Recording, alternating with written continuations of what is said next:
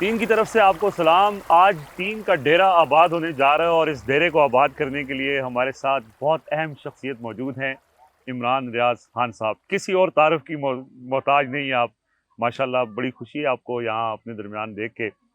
इमरान भाई, बहुत से सवाल ज़ुबैर और उमर साहब जो हैं वो, हमने बहुत सारे सवाल इकट्ठे करके जो आपसे जुड़ी कंट्रोवर्सीज हैं, कुछ चीज़ें जो अभी तक सामने नहीं आई हैं, और बहुत सी ऐसी चीज़ें हैं जो जिनसे लोग अभी वाकिफ नहीं हैं। तो पहले तो ये हम आपको ये लोग भी आपसे अपनी तरफ बात करेंगे, लेकिन मैं तो आपसे हर सवाल पूछूंगा जो लोग पूछना चाह रहे हैं।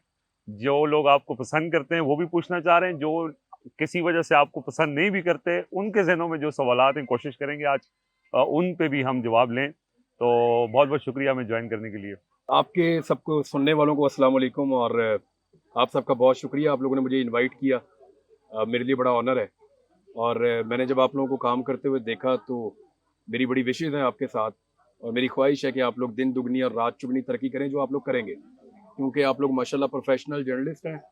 और मुझे नहीं लगता कि कोई भी ऐसी वजह है कि आपकी ब्रेक लगे।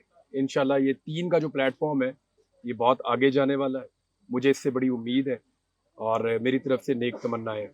और जो भी सवाल आप लोग करें, आपने कहा बहुत सारे सवाल पूछना चाहते हैं, और वो भी जो शायद जो लोग मुझे पसंद करते हैं या नहीं करते, तो ये तो सबके साथ होता है। तो मैं जी हाजिर हूँ आपके सामने, और पूछने के हक के लिए तो इतनी लड़ाई है, तो बिल्कुल आपका हक है, जो मर्जी पूछें आप लोग।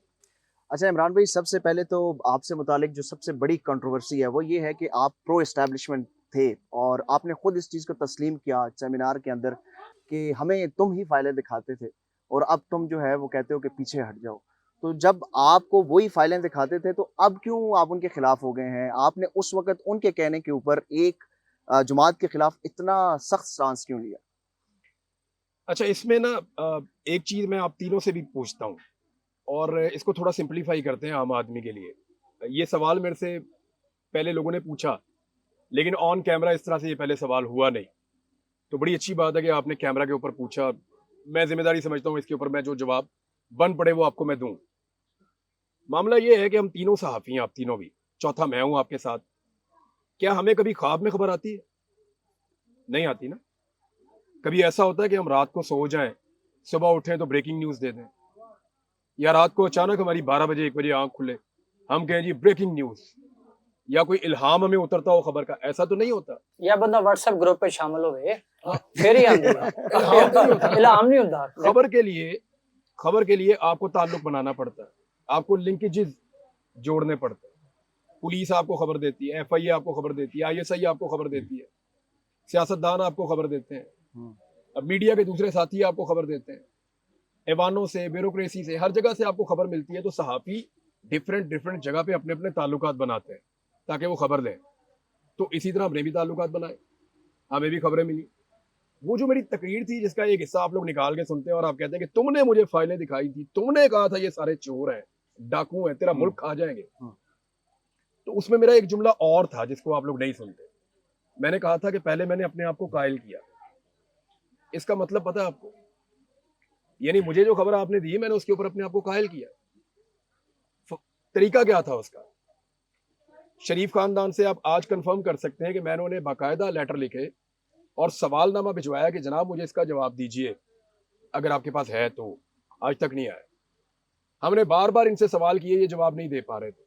हमने अपने आप को कन्विंस किया, जो हमारी इन्वेस्टिगेशन थी उसके मुताबिक, और जो ओवरऑल बाकी सारे सहाफी कर रहे थे, कि ठीक है यार, 2 नंबर सही कह रही है एजेंसियां, ये फाइलें ठीक है। और फिर उसके ऊपर हमने काम किया। तो देखिए, अगर ऐसा ही था कि एजेंसियों ने हमसे कहा कि मैं हूं, शहीद अरशद शरीफ है, साबिर शाकिर है, मोहित पीरजादा है, या वजाहत सईद है, या 2-4 और लोग हैं, इन्हीं पे शिकायत है ना, रोला इन्हीं लोगों का है ना। तो भाई, अगर ये लोग एजेंसियों के कहने पे नवाज शरीफ के ऊपर अटैक कर रहे थे, तो इन्होंने एजेंसियों के कहने पे इमरान खान पे अटैक क्यों नहीं किया? एजेंसियां भी वही हैं, हम भी वही हैं। भाई, तुमने अगर हमसे नवाज शरीफ को मार पड़वा दी है, तो तुम हमसे इमरान खान को भी मार पड़वा दो। कल तो आप कामयाब हो गए थे, आज आप कामयाब नहीं हो रहे। वजह क्या है? वजह यह है कि कल जो आप स्टफ लेकर आए थे वो हमें मुतमईन कर रहा था। कल जो आप फाइल लेकर आए थे, जो आपने दिखाई थी, हम उससे कन्विंस हो रहे थे। आज भी उन्हीं एवन फील्ड के फ्लैट्स के अंदर ये फैमिली रहती है, बनी ट्रेल आज भी नहीं दिया हुआ, जवाब ही नहीं है इनके पास। तो बात यह है कि उस वक्त जो डॉक्यूमेंट हमारे पास आए, थ्रू नैब भी आए, बाकी जो सिस्टर एजेंसीज हैं वहां से भी आए, नैब से भी आए, बहुत सारी जगहों से हमें डॉक्यूमेंट मिलते हैं, हम इकट्ठे करते हैं। कुछ चीजें मेरे पास पहले से मौजूद थी जो मैंने अपनी इन्वेस्टिगेशन भी कर रखी थी, और मुझे लगता था ये गलत है, और टीवी चैनल उस वक्त चलाते ही नहीं थे। लेकिन हमें मौका मिला उस वक्त जब इनकी एस्टेब्लिशमेंट के साथ लड़ाई हुई, तो तब ये सारा खेल चलना शुरू हुआ। मैं आज भी कन्विंस हूं कि शरीफ खानदान की इन प्रॉपर्टीज का उनके पास कोई जवाब नहीं है। जरदारी साहब के पास ओमनी स्कैंडल का कोई जवाब नहीं है। आज वो इम्यूनिटी लेकर बैठे हुए हैं सदर पाकिस्तान बन के कि मुझे इम्यूनिटी दे दो, मैंने गाड़ी ली हुई है, मैंने ये करप्शन किया, वो मुझे इम्यूनिटी है जी, मैं सदर पाकिस्तान हूं। जवाब नहीं है, आज भी शरीफ खानदान के पास जवाब नहीं है। आप मुझे एक केस बताएं जिसमें इमरान खान को सजा हो गई हो, यानी जो जो जेल के अंदर जैसे सजाएं हो रही हैं, हम सारे जर्नलिस्ट हैं, हम सबको पता कैसे हो रही है। बाकी बताएं ना, जैसे ही वो किसी प्रॉपर कोर्ट के अंदर आता है, हाई कोर्ट में आता है, कहीं पे आता है, वो केस उड़ जाता है। वजह क्या है? केस में दम ही नहीं है। और पहले दिन ये फाइलें देख के हमने रिजेक्ट की हुई है। आपको क्या लगता है कि ये फाइलें मेरे तक या अरशद शरीफ तक नहीं पहुंची थी? सबसे पहले मैंने ये फाइल देखी थी अल कादर यूनिवर्सिटी वाली। पाकिस्तान की इंटेलिजेंस एजेंसीज ने इमरान खान के खिलाफ जो पहला केस बनाया था, वो अल कादर यूनिवर्सिटी वाला बनाया था। मैंने 4 सवाल पूछे थे और मुझे खबर देने वाला उसके बाद बोल नहीं पा रहा था। मैंने कहा जी मुझे इन 4 सालों का जवाब दे दें, मैं इमरान खान के खिलाफ ये स्टोरी करूंगा। उन्होंने कहा ये नहीं है जवाब।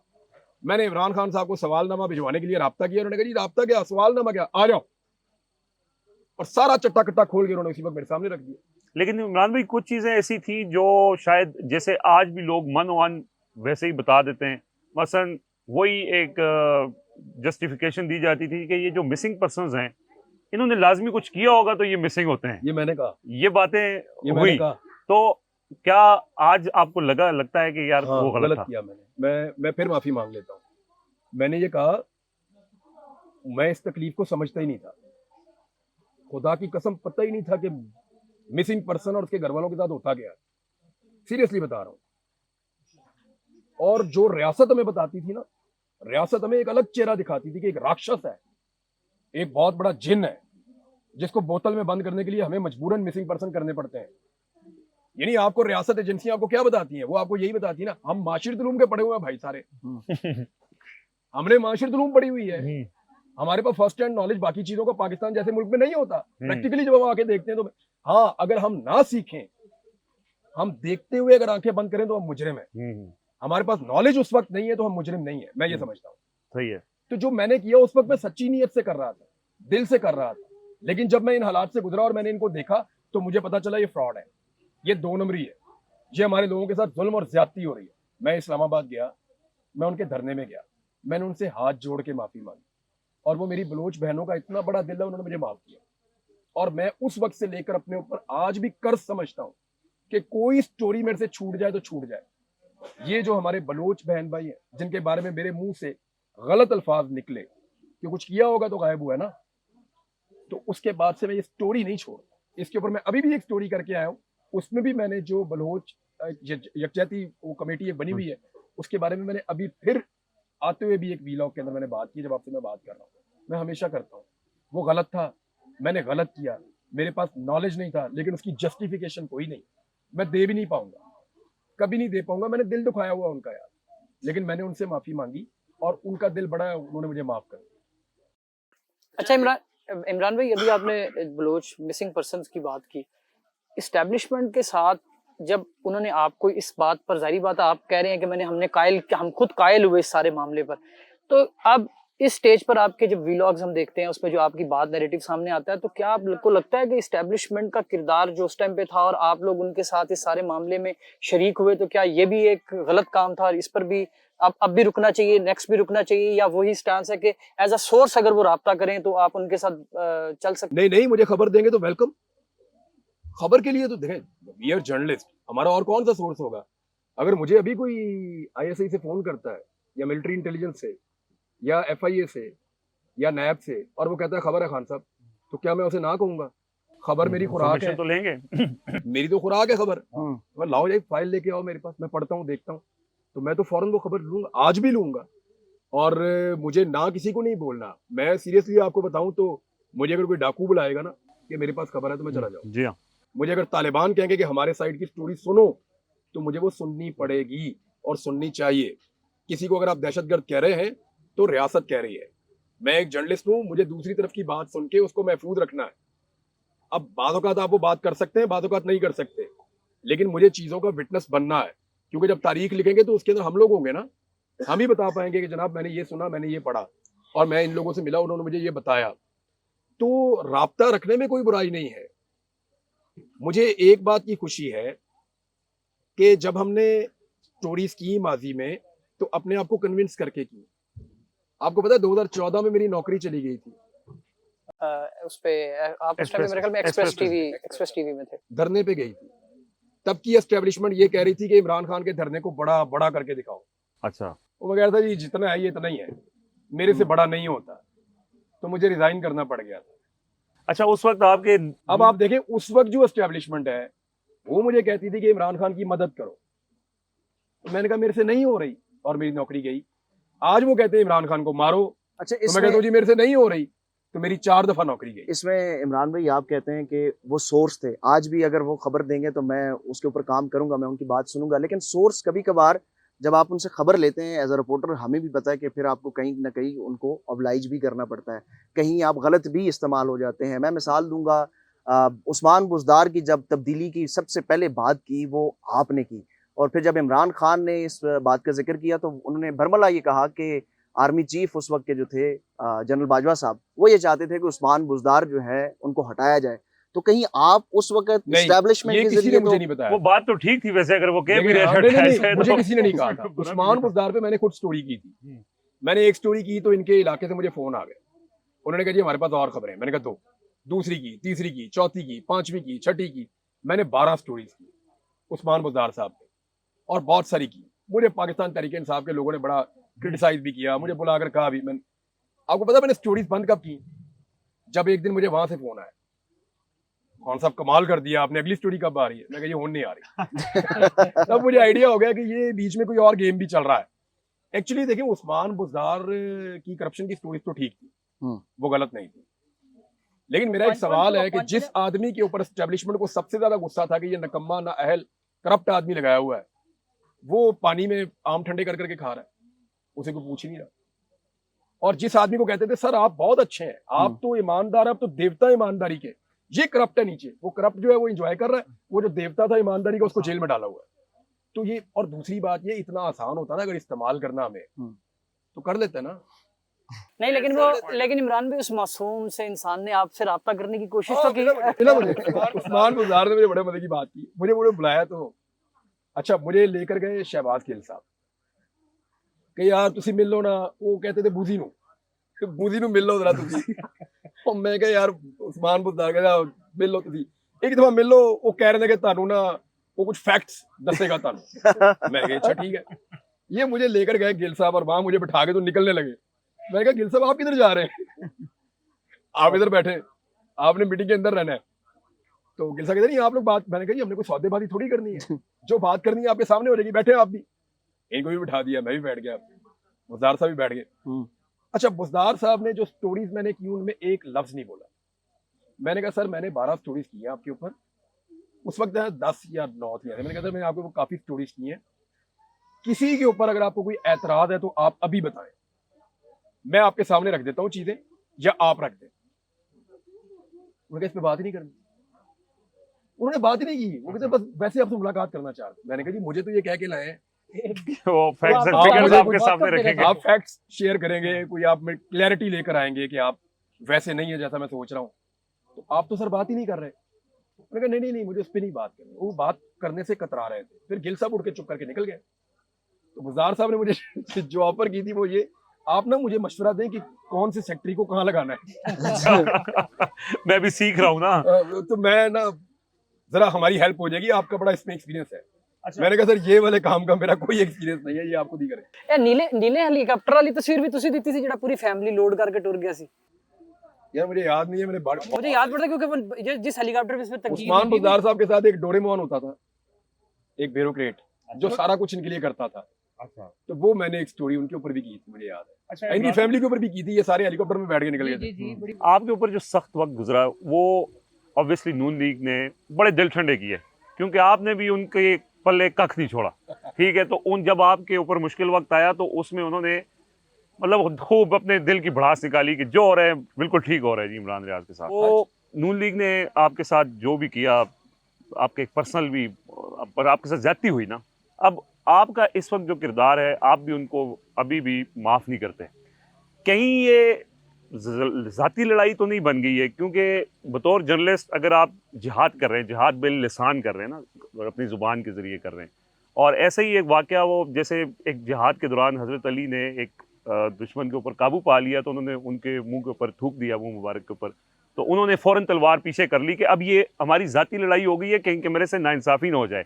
तो आपका, चूंकि उन्होंने आपसे बदला लिया और अब आपका कहीं उनका बदले का वो है कि मैं इनको छोड़ूंगा नहीं, क्योंकि इन्होंने मेरे साथ बुरा किया है, मैं इनको बदला लेना होता। मेरी वैसे शख्सियत में ये है भी नहीं उसमें कि मेरे पास ना कुछ चीजें बड़ी मायूब किस्म की PMLN के लोगों की लोग लेकर आए। अच्छा। और मैंने उन्हें वापस भेजा, मैंने कहा तुम इन्हें डिलीट करो और इन्हें जाया कर दो। ये क्यों जाया कर दें? मैंने कहा तू उनकी इज्जत रख, अल्लाह तेरी इज्जत रखेगा। आज भी इनकी निजी जिंदगी के ऊपर मैंने एक जुमला या एक लफ्ज नहीं बोला हुआ। इन्होंने मेरी निजी जिंदगी पे अटैक भी किया, मैंने आज तक नहीं बोला। मैं आज भी कहता हूँ ये सियासतदान है, कारोबारी लोग हैं, लेकिन ये आज भी कहते हैं कि मैं साफी नहीं। वो मेरे पे हर तरह का उन्होंने अटैक किया, उसका रीजन समझिए आप। PMLN को ये लगा कि जब हम इसके सवालों का जवाब नहीं दे सकते और जब ये कंटिन्यूसली ये करता जा रहा है और बदलिहाज होकर कर रहा है, यानी पूछते ही चला जा रहा है, हैमरिंग करते ही चला जा रहा है, इसका हल क्या करें? तो फिर आसान तरीका ये होता है कि उस बंदे के गले पड़ जाए ताकि उसको अपनी पड़ जाए। तो मैंने इवन अरशद शरीफ साहब के साथ भी इन्होंने यही किया, मेरे साथ भी यही किया और साफियों के साथ ये किया। तो हमने इस पर डिस्कशन की और एक दफा नहीं मल्टीपल टाइम की कि चलो जो भी हो जाए, ये जो मर्जी करते रहे, हम अपना काम अपने एक ट्रैक के ऊपर रह के करते जाएंगे। देखें गुस्सा होता है चंद चीजों का, यानी एक चीज पे मैं इन्हें कभी माफ नहीं करूंगा। इन्होंने जो अरशद शरीफ की मैयत का मजाक उड़ाया उसके ऊपर तो मैं इनको नहीं माफ कर सकता, ये जो मर्जी करें। हाँ मैं इनकी लाश का मजाक नहीं उड़ाऊंगा, लेकिन मैं इस बात को अपने दिल में रखूंगा। मुझे इस बात की हमेशा तकलीफ रहेगी और मेरे दिल में ये बात हमेशा रहेगी कि यार इन्होंने ज्यादती की थी हमारे साथ। जिस दिन हम सबसे ज्यादा तकलीफ में थे, दुख में थे, उस दिन इन्होंने हमारे दुख का मजाक उड़ाया। फिर हमारे साथ क्या किया वो तो एक लंबी कहानी है, ये तो अभी भी कर रहे हैं, अभी भी कर रहे हैं। आप ये ठीक कहते हैं, मेरे पास दो ऑप्शन है ना, या तो मैं चुप कर जाऊं और मैं इनको कुछ कहना बंद कर दूं, तो वो तो अपने मकसद में कामयाब हो गए ना लड़ने के बाद, या मैं अपना काम कंटिन्यू करता चलूं। दूसरी बात यह है कि मैं इस बात पे कन्विंस कि अगर नवाज शरीफ डीले ना करते तो मुल्क आज तक यहाँ ना पहुंचता।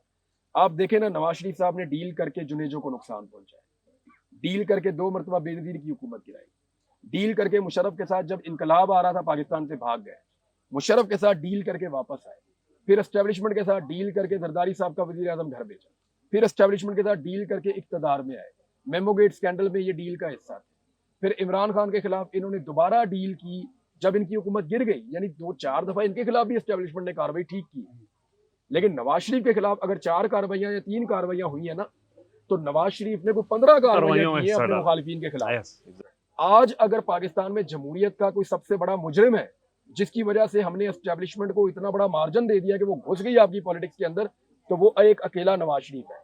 अगर नवाज शरीफ और उसकी फैमिली सब्र कर लेते, इलेक्शन हो गया ना ये 2024 में, ये 2023 में ही हो जाता, ये इलेक्शन 2023 में हो जाता है और नवाज शरीफ की हुकूमत भी आ जाती और इज्जत वाली हुकूमत आ जाती। लेकिन सिर्फ और सिर्फ बदला लेने के लिए इन्होंने दोबारा एस्टेब्लिशमेंट के जूते पॉलिश किए, इन्होंने फिर पूरे खानदान ने मिलकर रिकॉर्ड जूते पॉलिश करके ये इक्तदार के अंदर आए। इनको ये नहीं करना था, यही तो मौका था सब्र करने का। भाई जब आपके खिलाफ इतनी दफा हुआ है तो अब आप सीख लें, आप समझ जाएं। मैं आपको लिख के देता हूं कि मियां नवाज शरीफ को 10 दफा और मौका मिलेगा, वो 10 दफा और करेंगे, क्योंकि उनका रिकॉर्ड है कि वो 15 दफा कर चुके हैं। उन्होंने कभी नहीं सीखा, चार्टर ऑफ डेमोक्रेसी के बाद भी नहीं सीखा। वहां 2006 में चार्टर ऑफ डेमोक्रेसी की है, बेनजीर की शहादत के फौरन बाद साजिश कर दी। ये तो इलेक्शन ही नहीं होने दे रहे थे पाकिस्तान में। जब ये PTI को किसने करवाया था बाइकआउट, इन्होंने सबने मिलकर तय किया था कि बाइकआउट करना है। बाद में ये खुद इलेक्शन में चले गए, उनको बाहर निकाल दिया। मियां साहब ने हमेशा धोखा दिया बाकी साथियों को, बाकी लोगों को, चार्टर ऑफ डेमोक्रेसी के बाद भी दिया। आज वो पाकिस्तान में जमहूरियत का अगर कोई सबसे बड़ा नुकसान पहुंचाने वाला शख्स है तो वो मियाँ साहब है। और मजे की बात यह है कि उन्होंने जमहूरियत को इतना नुकसान पहुंचाया कि जमहूरियत अब उन्हें सूट ही नहीं करती। लेकिन मजे कहते की हैं जी, बात देखें, अगर मियाँ साहब आज जमहूरियत आ जाए ना, मियाँ साहब की कहीं भी हुकूमत नहीं बनती। कहते हैं वो अभी भी एंटी स्टैब्लिशमेंट हैं, वोट को इज्जत दो के नजरिए के ऊपर खड़े हैं, लेकिन बेटी की वजह से बेटी ने उनको कन्विंस कर लिया कि आप थोड़ी देर खामोश हो जाएं, हम को रास्ता बना लेते हैं, और शहबाज शरीफ के हाथों में मजबूर हो गए। इतने सादा है वो मुस्तकिल मिजाज ने ना मियाँ साहब, बहुत ज्यादा। क्या ये तो मुझे तो आपका सवाल ही बड़ा मजेदार है। यानी मियाँ साहब कह रहे हैं मैं इनकलाबी हूँ, और बेटी कह रही है मैं इनकलाबी नहीं हूँ, और भाई कह रहे हैं जी मैं बिल्कुल ही ताक कता रहा हूँ। हाँ, आंख का तारा हूँ।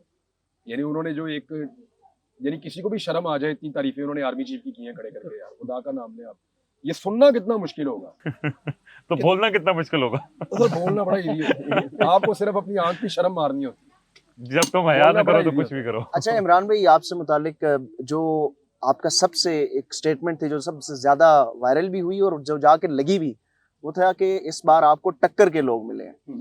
तो ये जो आपकी स्टेटमेंट थी एज अ जर्नलिस्ट, आप क्यों थी? नहीं ये ਤੁਸੀਂ ਆਪਣੇ ਬਾਰੇ ਚ ਕਿਹਾ ਸੀ, ਕਿਹਦੇ ਬਾਰੇ ਚ ਕਿਹਾ ਸੀ? ਇਹ ਆਵਾਮ ਨੂੰ ਤੁਹਾਨੂੰ ਨਜ਼ਰ ਆ ਰਿਹਾ ਸੀ ਕਿ ਯਾਰ ਆਵਾਮ ਲੜ ਜਾਏਗੀ।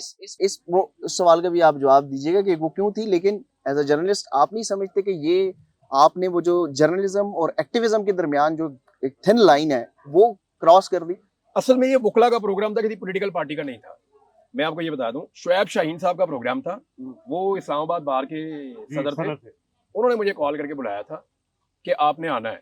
मैंने सोचा पर्चे वर्चे और इन्होंने काम आना है वकीलों ने, चलो चले। मैं इस चक्कर में वहां चला गया, मुझे पता भी नहीं था कि मेरी तकरीर है।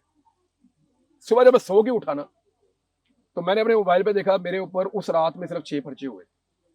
तकरीर के बाद? नहीं, उससे पहले। अच्छा। पहले मैं चला गया तकरीब के अंदर, वहां मैं जब जाके बैठा, मैंने मोबाइल खोला तो उसके अंदर मेरे पे 5 पर्चे और आ गए।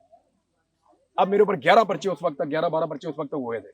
तकरीर खत्म होने तक 18 पर्चे हो गए थे मेरे ऊपर। एक बंदे का स्टेट ऑफ माइंड आप देखें कि 4 दिन पहले उसका असला छीना, पुलिस आई, सारा असला लेके चली गई, निहत्था कर दिया। तो मैंने कहा मैं किसी ऐसी जगह जाता हूं जहां मुझे असले की ज्यादा जरूरत ना हो। मैंने अपनी लोकेशन चेंज करना शुरू की। उसके बाद मेरे ऊपर पर्चे होना शुरू हो जाते हैं। तो मुझे नजर आ रहा है कि मुझे पहले निहत्था किया है, अब मेरे ऊपर मुकदमे दर्ज हो रहे हैं। फिर जब मैं वहां बैठा हुआ था तो उस वक्त मुझे एक लेटर आया जिसपे लिखा हुआ था कि इमरान रियाज की जो बुलेट प्रूफ गाड़ी का जो एक परमोट है वो भी कैंसिल कर दिया गया। ये पढ़ के मुझे लगा मुझे गाड़ी में से भी बाहर निकाल रहे हैं। इसका मतलब है ये बुलेट प्रूफ गाड़ी से निकाल के आम गाड़ी में डालेंगे। मेरे हथियार भी वापस ले लिए, मेरे पे गोली चल सकती है, और मेरे पे मुकदमे कर करके मुझे वल्नरेबल भी कर दिया। इस स्टेट ऑफ माइंड में मैं बैठा हुआ था कि अचानक मैंने कानों में मेरा नाम आया कि सबसे पहले हम इमरान रियाज को बुलाते हैं, उनसे पूछते हैं कि ये इसके ऊपर वो क्या कहते हैं। आपने गौर किया होगा जब मैं वहां पे आके खड़ा हुआ तो मैंने सब ऐसे पहले पीछे मुड़ के देखा, यूं करके मैंने ऐसे मुड़ के, मुझे पता ही नहीं था क्या कहना है। मैंने मुड़ के देखा, मैंने कहा ये रजीम चेंज ऑपरेशन पढ़ने के बाद मैंने फिर शुरू करने के लिए था ही कुछ नहीं, मुझे बिल्कुल नहीं पता था मुझे बोलना है। मैंने पीछे मुड़ के देखा, उसमें मैंने पढ़ा रजीम चेंज ऑपरेशन लिखा हुआ था। वहां से पढ़ के मैंने बोलना शुरू किया। मैंने कहा जी मेरे लिए तो कहानी ऐसे शुरू हुई है, जो मेरे अंदर था मैंने बोल दिया, कोई प्लानिंग नहीं थी, कोई चीज नहीं थी। हाँ ये जरूर है कि वो जो मैंने बोला उसका इम्पैक्ट बहुत ज्यादा आया। अब मैं अभी भी अगर बोलूंगा किसी दिन तो मेरे बोलने का तो तरीका यही है। एक्चुअली जो मैंने बोला वो कोई गैर कानूनी नहीं था, वो गैर आईनी भी नहीं था। मजे की बात है एक अदालत में मेरे ऊपर इसका मुकदमा भी था। ये हाँ ये पूरा ट्रांसक्रिप्ट लिख कर लेके आए हुए थे। तो उन्होंने कहा सारा अब इनकी तकरीर सुने, इन्होंने पाकिस्तान को ये कर दिया वो कर दिया, गद्दारी बगावत। वकील ने बड़ी बातें की, प्रोसिक्यूटर ने, जज साहब ने कहा पढ़ के सुनाए। अब मेरा वकील पढ़ के सुना रहा है, आपने मुझे फाइलें दिखाई थी, तुमने मुझे कहा था कि ये सारे चोर हैं, ये सारे डाकू हैं, ये तेरे मुल्क को खा जाएंगे। उसने जब अपने लहजे में पढ़ा, जज साहब ने कहा इसमें क्या है, कुछ भी नहीं है। उनका सर सुने सुने इम्पैक्ट चेक करें। उन्होंने कहा सर, अब जज साहब ने कहा, अदालत में वो हंस रहे थे, उन्होंने कहा यार इसमें गैर आईनी और गैर कानूनी चीज क्या है, आप इसके ऊपर कौन सा केस डाल सकते हैं, आप बताएं, इसमें कोई एक गलत लफ्ज तो निकाले ना कि है क्या। उन्होंने कहा जी, अब वो वकील भी चुप। मैंने कहा सर आपने सीडी मंगा के तो वो एक्चुअली जो मेरे अंदर उस दिन अग्रेशन था या जो शिकायत थी, जो एक शिकवा था, वो बाहर आया था उस लहजे में। तो वो लोगों को अपील कर गया। दूसरा ये हुआ सोने पे सुहागा, सोशल मीडिया का दौर है, और सबने उसके ऊपर जो है वो बनाना शुरू कर दी वीडियो। टिकटॉक बनने वो शुरू। बेशुमार वीडियोस बनी, वो अब तक का कहते हैं सबसे ज्यादा वायरल है शायद। तो उसकी वजह से भी बड़ा इम्पैक्ट आया, और उस इम्पैक्ट को कुछ लोगों ने नापसंद किया और बहुत सारे लोगों ने बहुत पसंद किया। ये अच्छा इमरान भाई ये बताएं, आप नून लीग अब इस टाइम पे वाहिद पॉलिटिकल कहीं अगर टॉप लिस्ट में तो सबसे ज्यादा आपकी यानी कि ਤੁਹਾਡੀ मुखालफ ना तो बस नहीं चलता कि तुसी ना हो मतलब नहीं, मेरे बड़े दोस्त हैं, लेकिन मैं ही पूछना चाह रहा हूं। थोड़े से क़यादत के घर के मसले हैं, बाकी ज्यादातर मेरे दोस्त हैं। और आपको एक हैरत की बात बताऊं, जब मैं अगवा होके वापस आया तो मेरी हालत पतली थी। कुछ लोगों ने मेरी तस्वीरें और वीडियोस भी देखी और वायरल हो गई। तो मुझे जिस पॉलिटिकल पार्टी के लोग मिलने के लिए आए, पहले वो PMLN के लोग हैं। हाँ, वो अपनी क़यादत से छुप कर आते हैं, लेकिन वो आए, वो मुझे मिले, उन्होंने पैगामात भिजवाए और उनकी विशेज़ मेरे साथ थी। उन्होंने कहा जी जो हुआ आपके साथ बहुत गलत हुआ और ये कभी नहीं होना चाहिए था, हम इसकी मजम्मत करते हैं। और क़यादत की अपनी जगह पे मजबूरी हो सकती है, या उनकी आपके साथ एक मुखालफत हो सकती है, लेकिन आपके साथ इमरान भाई ज्यादती हुई है। मैं इमरान भाई यही पूछ रहा था कि इनका इतना ताल्लुक आपके साथ था। अच्छा मैं ਤੁਹਾਡੇ सामने बैठा ना, वो मैंने उर्दू च हो ही नहीं रहा, पंजाबी च पूछ लेना। पंजाबी बोल। मैं वो असले लाहौरी टच आ रहा ना, मैंने दसो कि ਇਹਨਾਂ ਨਾਲ ਤੁਹਾਡਾ ਬਹੁਤ ਗਹਿਰਾ ਤਾਲੁਕ ਸੀ, ਮਤਲਬ ਮਿਲਣਾ ਜੁਲਣਾ, ਤੁਸੀਂ ਲਾਹੌਰ ਦੇ ਬੇਸਡ ਨੂਨ ਲੀਗ ਦੇ ਸਾਰੇ ਲੋਕ, ਜ਼ਹੀਮ ਕਾਦਰੀ ਵਗੈਰਾ, ਇਹ ਮਤਲਬ अभी भी सारे मिलते हैं, दोस्त हैं। ਇਹ ਜਦੋਂ ਤੁਸੀਂ ਹਾਰਡ स्टांस लिया नून लीग के खिलाफ, आके इन्होंने क्या नहीं कि यार की कर रहे हैं भाई। मुझे ना इससे बड़ी नफरत है गुलामी से। मैं शुरू से आज़ाद किस्म का आज़ादमंद आदमी हूँ। मैं इस चक्कर में नहीं पड़ता हूँ कि किसी की खुशामद इसलिए करेंगे उससे फ़ायदा होता है। मैं PMLN के अपने दोस्तों को छेड़ता होता था कि तुम लोग खुशामदी हो, सारा दिन दोनों भाइयों की खुशामद करते हो। मैंने छेड़ता था और वो कहते थे यार साढ़े कल्चर ही एंजे गए, वो कहते थे बेचारे। तो मैं इनको छेड़ता था और अभी मेरी उनके साथ अच्छी दोस्ती है। ये चीज़ मुझे अच्छी नहीं लगती थी, मैंने कहता था, अभी भी मेरे वो सारे दोस्त हैं, लेकिन मुझे शुरू से 2-3 चीज़ों से मुझे चिढ़ चढ़ती है। एक ये कि मौरूसियत, कि यानी वज़ीर आला जो है ना वो स्पेशली इस ख़ानदान के अंदर से ही लेकर आना है। वज़ीर आज़म जो है वो स्पेशली इसी ख़ानदान के अंदर से लेकर आना है। इख्तियार और कंट्रोल जो है वो इस ख़ानदान के पास ही रहेगा। उधर सरदारी ख़ानदान है, बड़े जरदारी साहब हैं और छोटा जरदारी है। इधर आ जाए तो इधर शरीफ ख़ानदान है, बड़ा छोटा शरीफ और उससे छोटा शरीफ, 3 साइज हैं यहाँ पे। तो अब मामला ये है कि ये चीज़ से मुझे इरिटेशन होती, मुझे बुरा लगता था। आपको याद है मैंने उस दौर में भी इनसे जब सवाल करता था तो मेरी नौकरी चली जाती थी। मैंने यानी मुझे अच्छी तरह याद है, मैंने पहली दफ़ा नवाज शरीफ साहब से सवाल कर दिया तो मुझे मेरे जो साथी जर्नलिस्ट थे, अब वो सीनियर थे, बड़ी बड़ी उम्रों के थे, उनके मैं नाम लूँगा तो आप लोगों को भी शर्मिंदगी होगी, लेकिन आज बहुत बड़े बड़े नाम है, तज्जियाकार बैठते हैं टीवियों पे। वो मुझे ऐसे देखना शुरू हो गए जैसे मैंने कबीरा गुनाह कर दिया। मुझे कहा उनमें से कुछ ने कि यार जुम्मा 8 दिन तेन हुए ने, तू सवाल ही कर लिया। मैंने कहा फिर सर क्या करना था? उन्होंने कहा बेटा 2-4 साल कापी पेंसिल पकड़ो, फिर आपने सवाल करना है। वो वजीर आज़म रह चुके हैं 2 मरतबा पाकिस्तान के। तो मुझे डिस्करेज किया है इन्होंने, सीनियर सहाफियों ने। मैं तो डिप्रेशन में चला गया कि शायद मेरे से गलती हो गई है। नया नया मैं जर्नलिस्ट था। एक रुमान एहसान साहब होते थे हमारे डॉन में, बड़े सीनियर जर्नलिस्ट थे। उन्होंने मुझे कहा कि इमरान बच्चे आपने जो किया ठीक किया, ये लोग ज्यादती करते हैं, ये नहीं पूछते, इन्होंने इनको बादशाह सलामत बनाया हुआ है। पूरी दुनिया में जर्नलिज्म यही होता है जो आप कर रहे हैं। आपने ठीक सवाल किया है, मियाँ साहब ने जवाब आपको नहीं दिया, उनकी मर्जी है, आपने आइंदा भी सवाल करना। उन्होंने मुझे इनकरेज किया, मैंने फिर सवाल किया। और जब मैंने 5-6 दफा किया ना तो एक और मेरे साथ रल गया, वो भी करना शुरू हो गया। फिर एक लड़की थी, वो भी करना शुरू हो गई। तो हमने आदत डालना शुरू की, वरना मियाँ साहब से सवाल सिर्फ वही करता था जिसकी एक दिन पहले तय हो जाती थी कि इसने सवाल करना। वरना मियाँ साहब से सवाल करने का पाकिस्तान में ट्रेंड ही नहीं था, कोई रुझान ही नहीं था कि आप मियाँ साहब से सवाल कर सकते। मेरा सवाल पहला क्या था, इन्होंने जी दोनों भाइयों ने बैठ के आधे घंटे का लेक्चर दे दिया हमें कि जी सस्ती रोटी हम करेंगे। इन्होंने नहीं, रोटी पुराने दौर में इतने की थी, अब इतने की है, पहले इतने की थी, अब इतने की है, बार बार ये कही जा रहे। तो मैंने हाथ खड़ा किया, उन्होंने कहा जी पूछो। इनकी कमख्ती इन्होंने मेरे कह दिया ओके। मैंने पहला सवाल किया, मैंने कहा मियाँ साहब रोटी जो आप बता रहे हैं ना कि 10 साल पहले इतने की थी, आज उतने की, उससे 10 साल पहले भी और कम थी, उससे 10 साल पहले और कम थी। रोटी हर 10 साल के बाद इसी रेशो से बढ़ जाती है। आप मुझे ये ना बताएं रोटी कितने की थी, आप ये बताएं आप कितने की देंगे। आप अनाउंस करें ना, आपके पास विजन है। तो उस दिन शहबाज शरीफ के मुंह से निकला था जी हम 2 रुपए की रोटी देंगे। जो इनके गले में फंस गई बाद में उस दिन।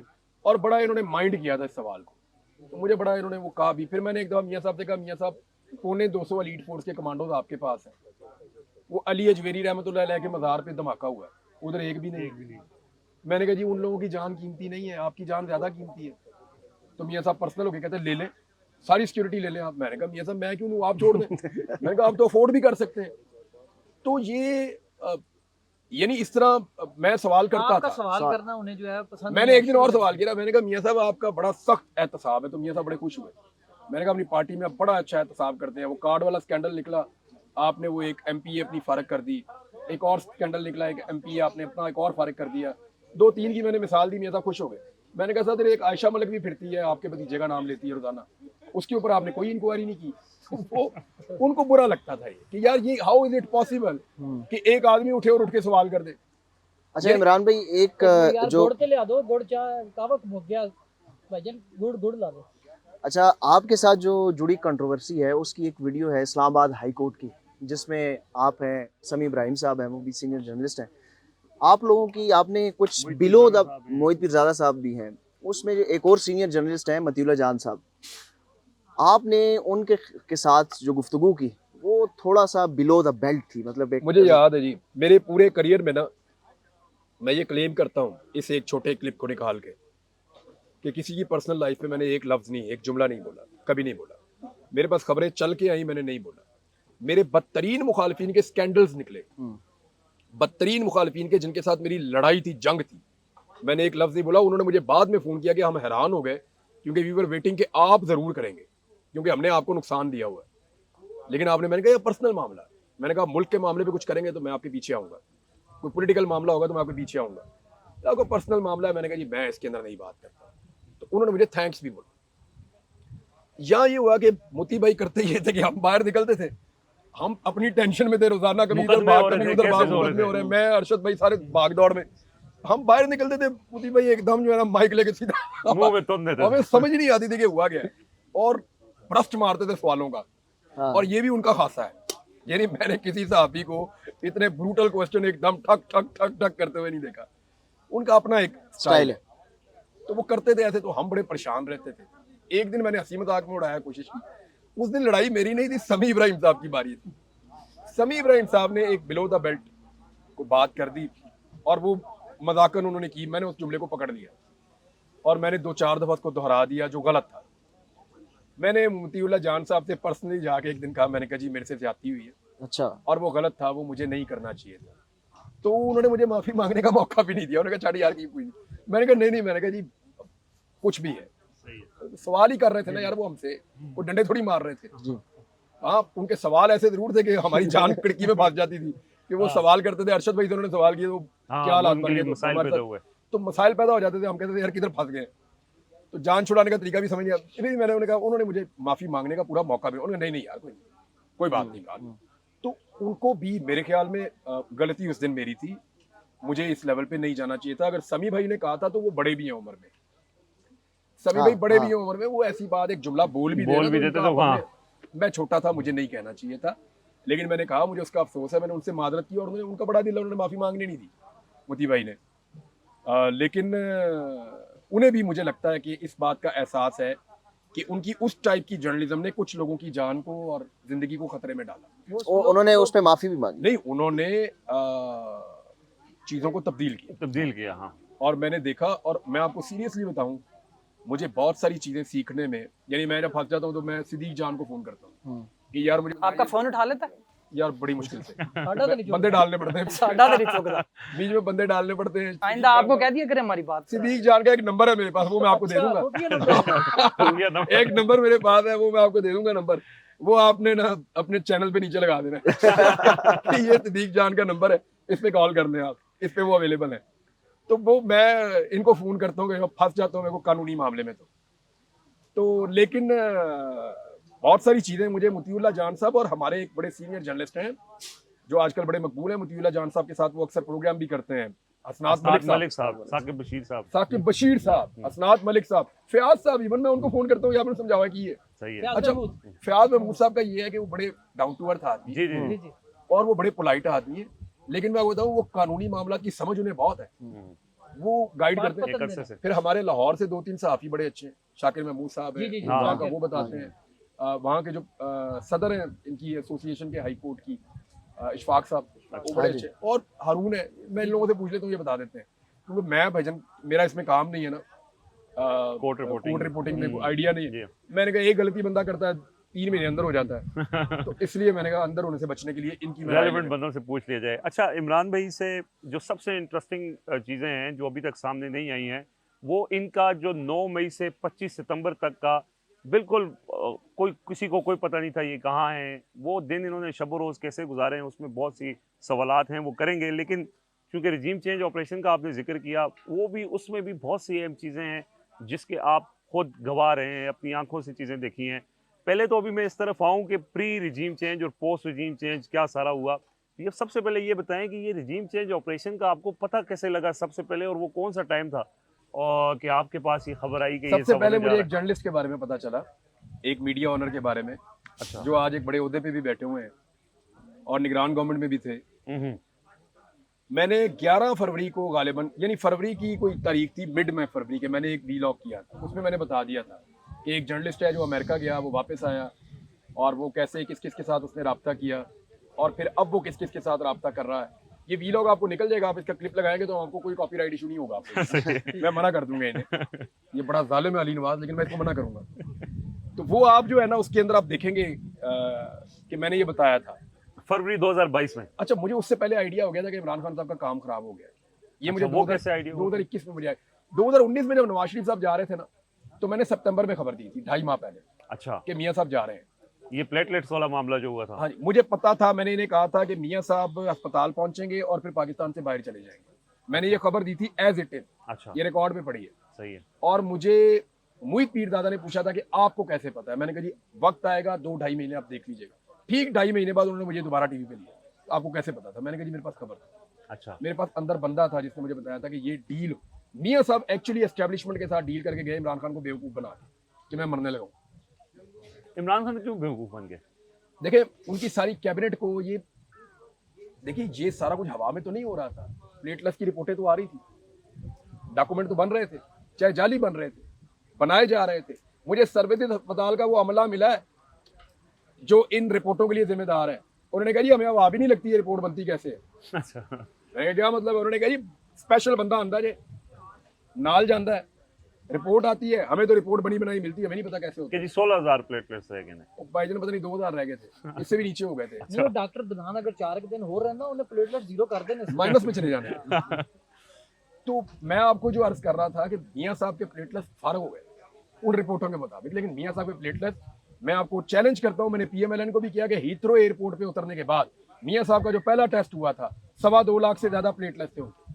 अच्छा, 3 दिन के बाद एक और टेस्ट हुआ, उसमें भी 2.25 लाख से ज्यादा प्लेटलेस थे मियां साहब के। ये 2 टेस्ट मियां साहब के हुए थे, उसके बाद उन्होंने प्लेटलेस का टेस्ट नहीं करवाया मियां साहब।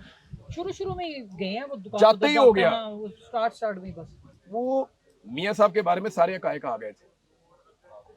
इमरान खान साहब आप कहते हैं कैसे बेवकूफ बन गया, पूरा सिस्टम उसके लिए काम कर रहा था। वो वज़रा रो के कह रहे थे कि मर जाए मियां नवाज शरीफ साहब किधर जावांगे, खुदा ना खाता। अदालत में जज बुला के पूछ रहे हैं अगर मियां साहब को कुछ हुआ गारंटी देंगे आप? Who will be responsible. हाँ। यार और किसी की गारंटी नहीं वो है। शेरी मजारी रो पे आज कोई कह सकता है, हाँ बिल्कुल रोई, शेरी मजारी रो पे आज कोई कह सकता है यास्मीन राशिद को कुछ हुआ तो कौन रिस्पांसिबल है?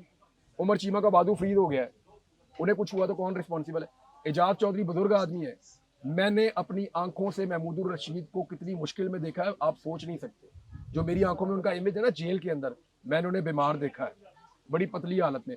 वो बंदा बड़ी हिम्मत इकट्ठी करके आता है, जो आपको उसका एक विजुअल नजर आता है कि वो हिम्मत इकट्ठी करके आया, क्योंकि वो अपने आप को डाउन दिखाना नहीं चाहता। तो मियां महमूद रशीद की हालत में सबको नहीं पता। तो ये इन लोगों के साथ बड़ा जुल्म और जबर हो रहा है, इनकी गारंटी कौन मांगेगा? रिजीम चेंज का कैसे पता चला आपको? यहाँ मुझे आइडिया हो गया कि नवाज शरीफ साहब को निकाला गया, फिर एक्सटेंशन का मामला हुआ तो मुझे और आइडिया हो गया। इमरान खान को निकाल देना था लेकिन कोविड आ गया। अच्छा, जब कोविड आया तो जो फॉर्मूला था उस पर अमल दरामद रोका, एस्टेब्लिशमेंट ने नहीं रोका। अच्छा, देखें जनरल फैद और जनरल बाजवा ये दोनों कह चुके थे ना कि हम इनको फारिग करना चाहते हैं, तो ख्वाजा आसिफ ने बता दिया, इन्होंने रोका। पीएमएलएन ने कहा जी अब हम नहीं कर सकते, ये तो दुनिया खत्म होने वाली है, अच्छा सारे मर रहे हैं, हमने नहीं लेनी हुकूमत। क्योंकि लोग मर रहे थे, इनको लगा सारी दुनिया अब खत्म हो रही है। आपको याद है, यही लगता था। जी जी, उस टाइम हाँ, तो ये उस इन्होंने फरवरी, कह मार्च, दिया, इंडिया- अप्रैल, लॉकडाउन मई, सा लगा। जून, ये जो महीने थे पीक 2020 के, हमें लगता था दुनिया अब खत्म हो रही है, अब दुनिया कभी नहीं आएगी। सारा दिन बैठ के ये देखते रहते थे कि वैक्सीन कਦੋਂ बनेगी।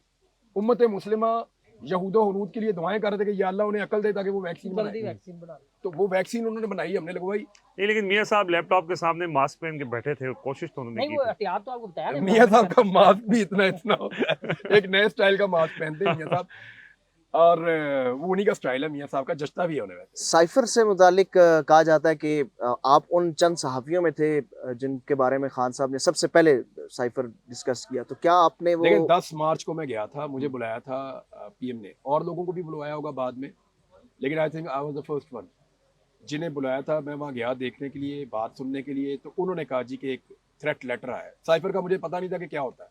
27 मार्च को उन्होंने लहराया, 10 मार्च को आपको बताया। 10 मार्च को मैंने 8 देखा को था। आदम इमरान एतमाद खान जमा हो साहब गई को थी? शायद 9 को मिला था, अच्छा 10 को उन्होंने मुझे बताया था कि वो लेटर पड़ा टेबल पे। अच्छा। अच्छा, साइफर उन्होंने बोला तो मुझे नहीं पता चला, तो मैंने कभी साइफर का मैंने फॉरेन ऑफिस को कवर नहीं किया कि वो क्या होता है। उन्होंने कहा लेटर होता है एक, जैसे सिंपल वो कर सकते थे, उन्होंने मुझे बताया। मैंने तो घर जाके पढ़ा कि साइफर होता क्या है। उन्होंने मुझे एक और वर्ड भी पहली दफा, डिमार्च करूंगा मैं, मुझे इसका भी नहीं पता था ये क्या होता है। अच्छा तो अच्छा, डिमार्च का फैसला 10 मार्च को वो कर चुके थे, क्योंकि कहा था नेशनल करूंगा। सिक्योरिटी का फैसला बाद में, 30 वो मार्च बाद को में। हुआ मुझे था। इमरान खान ने क्लेम किया मैं करूंगा। अच्छा। मैंने कहा जी वो क्या होता है। उन्होंने कहा जी मैं इसकी उनसे मजम्मत करूंगा और उनको बुला के पूछूंगा।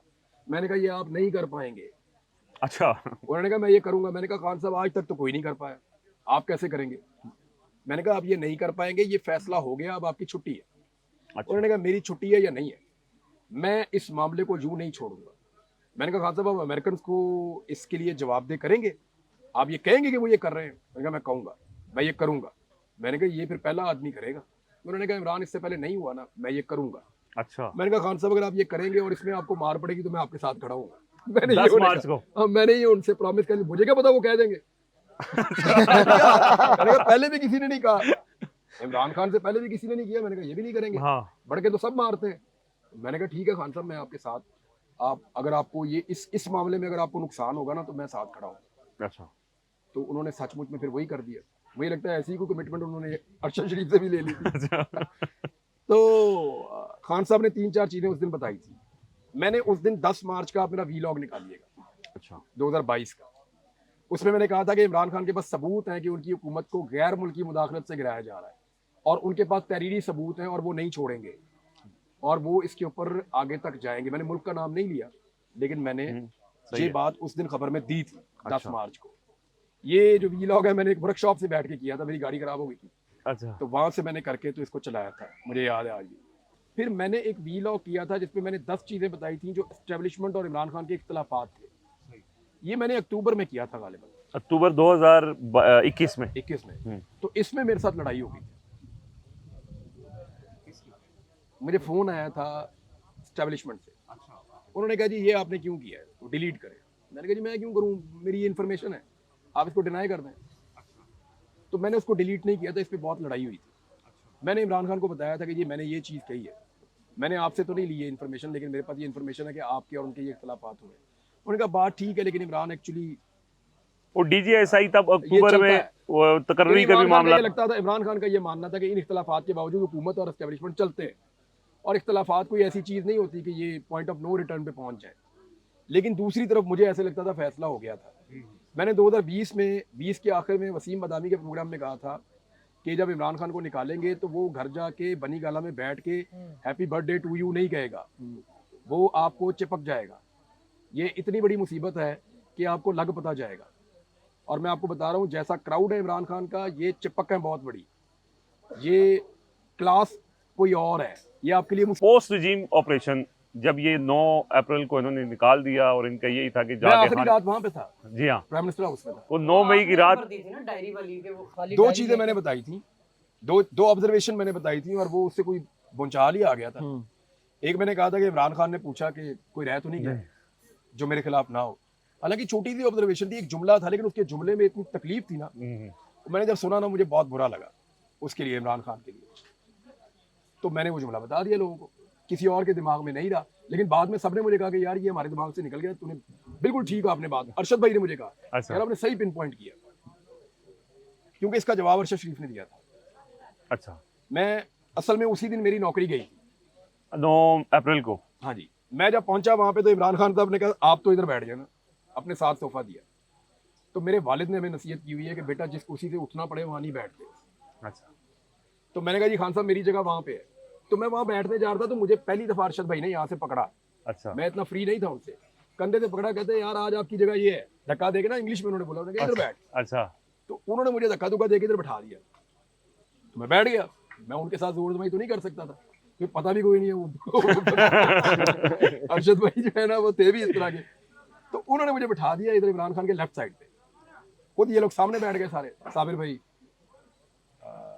फ्री इदरीस और फ्रिया इदरीस साहिबा थी, जमील थे, फिर उसमें एक हमारे खाबर गुमन साहब थे गालिबन, वो थे, और शायद मूरी पी ज़्यादा मेरे ख्याल से। तो हम लोग वहाँ पे थे, तो ये लोग सामने बैठ गए सारे।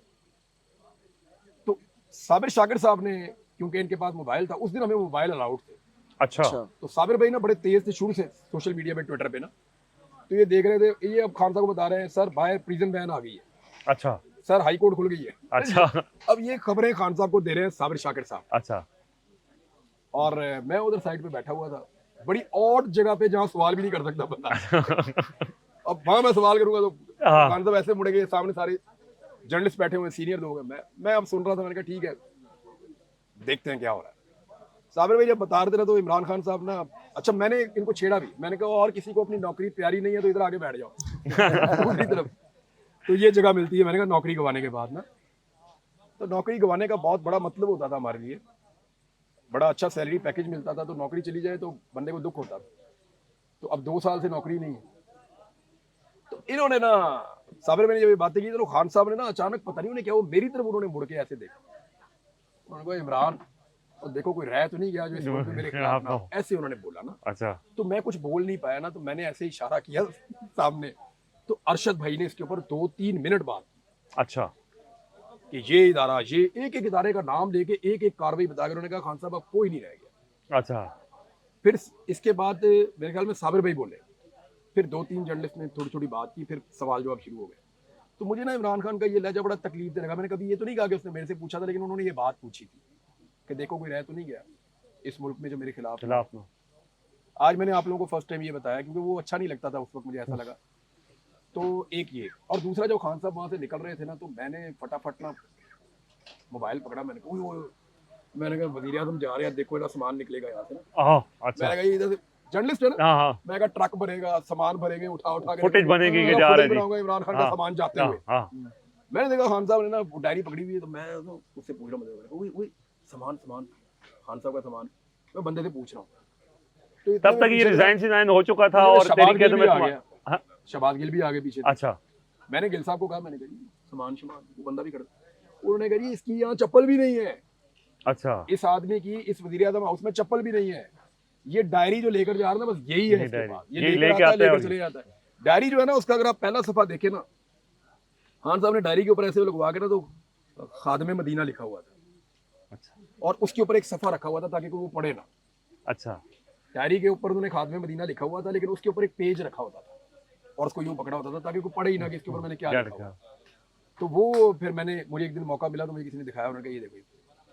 तो वो फिर मैंने उस दिन वहीं से वज़ीर आज़म हाउस से अमले ने मुझे इजाजत दे दी। मैं कहा यार नवा वज़ीर आज़म कਦੋਂ आएगा? उन्होंने कहा कल आएगा, अच्छा, या परसों आएगा। हाँ, तो मैंने कहा यार अभी तो खाली है ना, मैंने कहा वीलॉग कर दो, उन्होंने कहा कर दें। वो वीलॉग मैंने वहीं उधर से पीएम हाउस से गए। वो वीलॉग कई लोगों को दिल को जाके शायद हिट। हाँ, तो उसके बाद जाहिर है कि फिर आपके ऊपर सख्तियां शुरू हो गई। वहाँ असल सख्तियों का आगाज वहां से हुआ। देखिए हमें बुलाते थे, मुलाकातें भी करते थे। अच्छा, ये पोस्ट अरशद भाई से भी मुलाकातें की, उनके घर आके भी मुलाकातें की, बुला के भी मुलाकातें की, मुझसे भी करते थे मुलाकातें, बाकी साहबियों से भी करते, अभी भी करते हैं, बाकी साहबियों से सबसे करते हैं। और उनका हक है, क्यों नहीं मिलेगा, क्यों नहीं मिलेगा, मिलना चाहिए। कोई खबर है वो हमें दें, किसी चीज़ में ज़रूरत है, हम मुल्क के लिए कोई कर सकते हैं तो हमें बताएं, हम करेंगे। तो ये नहीं उन्होंने अपनी कोशिश की, हमने अपनी कोशिश की, लेकिन कोई रास्ता बना नहीं।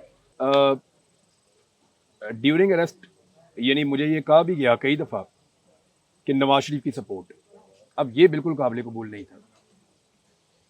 यानी मेरे से मांगी गई, नवाज शरीफ के लिए सपोर्ट मांगी गई, तो मैंने कहा जी नहीं, ये ऐसे तो नहीं होता। How is it possible?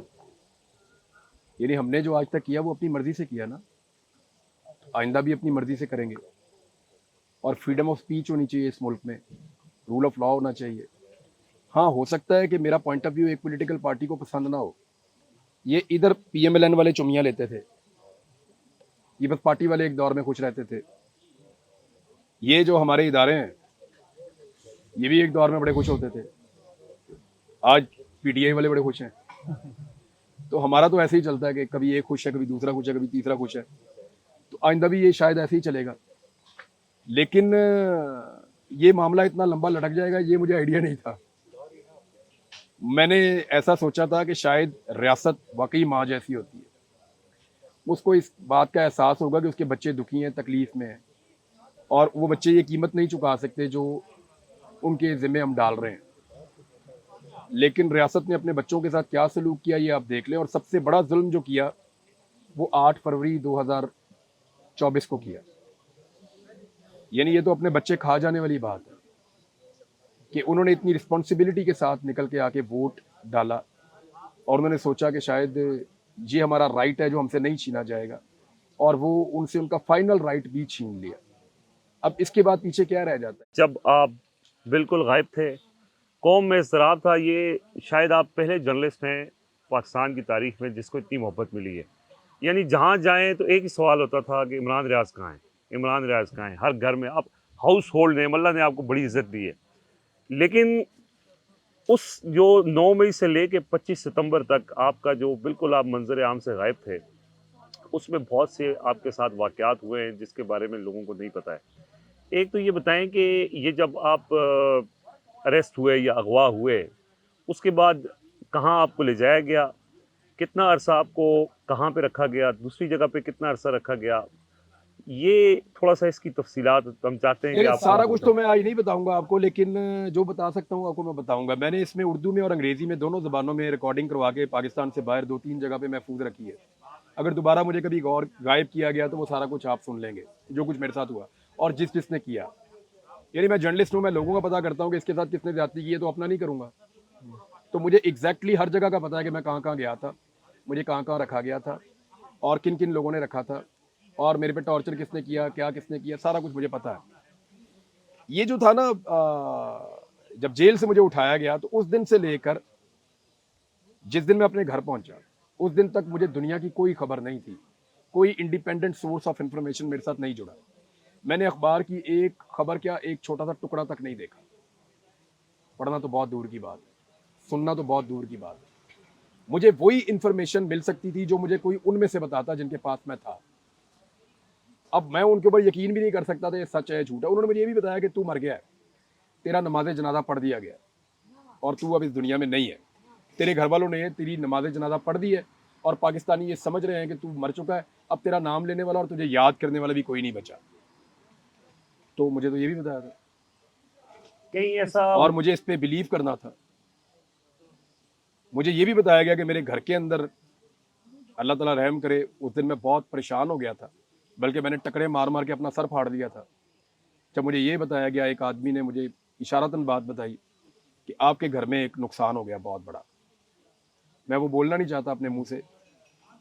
तो उस दिन मैं बहुत डिप्रेशन में चला गया था, बहुत परेशान हो गया था। मैंने बड़ी मिन्नत भी की और बड़ी लड़ाई भी की उस दिन।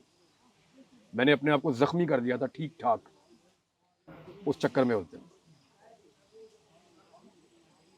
तो आपसे डिमांड क्या थी कि आपको छोड़ दिया जाएगा? ये यार कर मुझे मुख्तलिफ, यानी एक तो ये कि जैसे बाकी सबके साथ था कि ये कह लो, ये कह लो, ये कह लो, ये कह लो, पॉइंट ऑफ व्यू पसंद नहीं है, ये वाला ठीक नहीं है, वो वाला पॉइंट ऑफ व्यू होना चाहिए। दूसरा, नवाज शरीफ के लिए सपोर्ट मांगते थे, 3 दफ़ा मांगी मेरे से, मुझे बड़ा अफसोस हुआ। नवाज शरीफ को कैसे सपोर्ट कर सकते? सारे अरसे में कौन सा ऐसा मौका था जहां आपको लगा कि हाँ अब मैं सरेंडर कर देना चाहिए मुझे? जब आपको जब ये बताते थे आगे कि भाई आपके फैमिली के साथ ये हो गया, आपको आगे ये भी आपने शायद आपने अपने वकील जो दोस्त हैं मियां अली शफाक, उनके व्लॉग में आपने बताया था कि आपको ये भी आगे बताते थे कि भाई आपके फलाने साथी उन्होंने कर लिया है, मामला ठीक हो गया, सब एक ही पेज पर आ गए हैं, तो तुम अकेले जो है वो अड़े हुए हो। तो उस टाइम आप सोचते थे?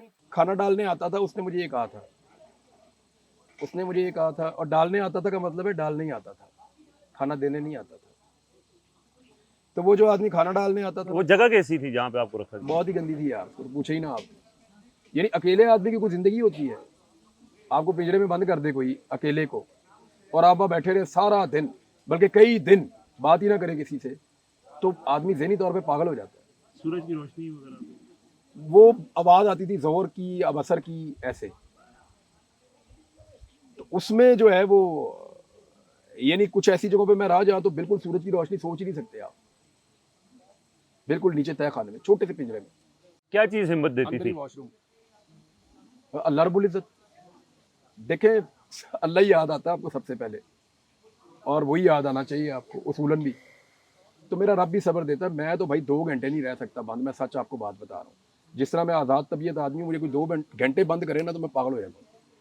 तो मेरे अल्लाह ने पता नहीं कैसे ये टाइम गुजारा, मैं सोच भी नहीं सकता कि 142 डेज, ये लगभग 4.5 महीने बनते हैं, एक हफ्ता कम, तो इतने दिन गुजर गए पता ही नहीं चला। और मेरा मालिक है जिसने ये दिन गुजारे हैं। इसमें बड़ी कैफियत थी, कभी मैं बहुत मजबूत महसूस करता था अपने आप को, कभी बहुत कमज़ोर महसूस करता था अपने आप को, कभी मैं बड़ा ज़िद्दी बन जाता था, कभी मैं बिल्कुल कोऑपरेट करना चाहता तैयार हो था। जाता था कि बस ठीक है जी। हाँ, लेकिन मेरे रब ने नहीं होने दिया। देखें, मैं आपको एक चीज़ बताऊं, आप अपनी इज्जत के मालिक हैं ही नहीं, आप अपनी इज्जत के मालिक हैं ही नहीं। अगर मैं अपनी इज्जत का मालिक होता तो मेरे पास इज्जत ही ना होती, मैं इस काबिल ही नहीं हूँ। क्योंकि इज्जत का मालिक मेरा रब है, तो वही देता है इज्जत, राज़िक भी वही है, इज्जत भी वही देता है, ज़िंदगी की हिफाजत वो करता है। एक दिन मैंने वहाँ एक आदमी को बोला, मैंने कहा जब मेरा रब चाहेगा ना मैं तुम सबके बीच में से गुजर के चला जाऊंगा और तुम मुझे नहीं रोक सकोगे। तो उसने कहा फिर लड़ता क्यों है, तंग क्यों करता है? मैंने कहा यार वो तो मेरा काम यही है ना कि भाई ये करूं, यार जाना तो है ना मैंने। लेकिन आप साफी थे, मिलिटेंट तो थे नहीं कि आपकी कोई ट्रेनिंग होगी तो वो इस मैं काम उन्हें की। पूछता था, मैं कहता था यार मैं कुछ दहशतगर्द हूँ, ये क्या चल रहा है मेरे साथ। तो मैं, बल्कि मुझे मेरे कुछ दोस्त अब ये कहते हैं आप गलत वक्त पे गलत जगह पे थे। अच्छा, एक्चुअली देखिए, ये जो कुछ भी पाकिस्तान में हुआ, शायद उस वक्त ये सारा कुछ करने के लिए अब इस निज़ाम को ये लगता था इसको अंदर रखना ज़रूरी है। मेरी हालत बड़ी ख़राब हो गई थी, मैं, यानी मुझे दौरे पड़ते थे, मैंने कभी किसी को बताया नहीं, मुझे फिस्ट पड़ते थे, मैं बेहोश हो जाता था, मेरा ब्लड प्रेशर कंट्रोल में नहीं आता था।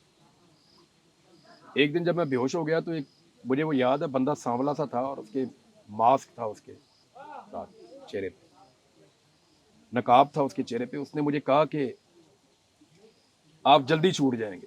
मैंने कहा तुम झूठ बोलते हो, मेरी हालत बहुत ख़राब थी, तुम झूठे हो, तुम लोग झूठ बोलते हो। उसने कहा नहीं, आप जल्दी छूट जाएंगे, हमारा चीफ जस्टिस आ रहा है, फिर हम आपको छोड़ देंगे।